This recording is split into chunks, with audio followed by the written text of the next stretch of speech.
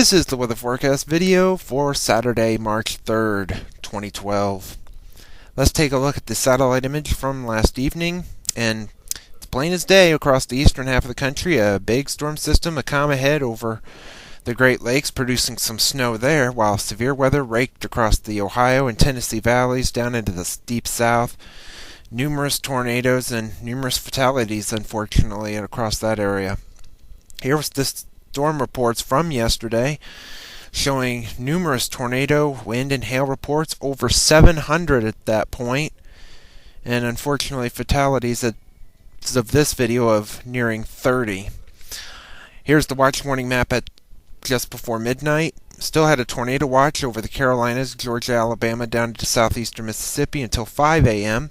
Winter weather issues across New England, the Great Lakes, with high wind warnings and wind advisories across the lakes, with some scattered issues across the west. QPF chart, precipitation through Wednesday evening at 6 o'clock, shows the heaviest amounts over the south and east and across the Great Lakes with the current storm system.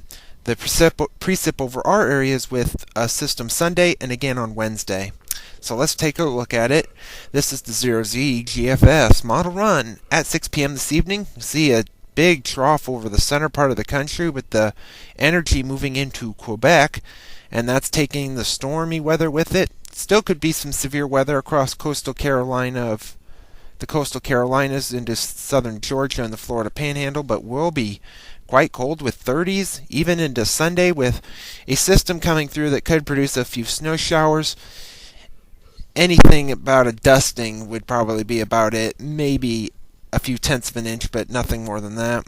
But Monday, the winds switched to the south and west. Temperatures warm back up into at least the 40s across the state. Could see some upper 30s in far northeast Iowa or southwestern Wisconsin.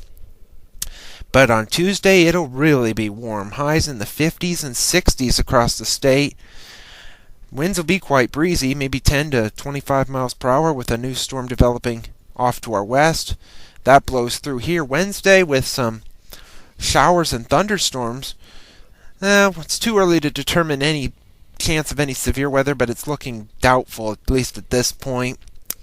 Thursday, that front begins to wash out as a new low begins to form over Texoma, Oklahoma, and Texas, near about Wichita Falls. There'll be some thunderstorms in that area, but will remain dry, and even into Friday as that storm continues to wrap up into an upper level feature over Oklahoma and Texas, with storms from St. Louis southward to New Orleans, and still even into Saturday of next week. That upper level feature is still there over the piney woods of East Texas. Will still be dry, but we could see a few scattered showers, although the chances are pretty remote, as we'll have some easterly winds from that high pressure over eastern Canada, so we'll see about that in later runs. A few days later, on the 12th, that upper level low is still there. Now it's in Mississippi, but we have our own system to worry about with a decent amount of energy coming through the upper Midwest, and that could bring a cold front, and that could bring some showers and maybe even a rumble of thunder with that one too, with some cooler air behind that. So there's another system we'll have to watch in future runs. And we move way out into the 18th at the end of the forecast, and that's not the same upper level low you see in Virginia and North Carolina. It's another one, but another upper level low nonetheless, and some rain there, and another storm over the plains that'll be affecting us possibly the next day or so. But it's still well out there, and the runs could change. Thank you for tuning in to the weather forecast video. We'll have another one on Sunday.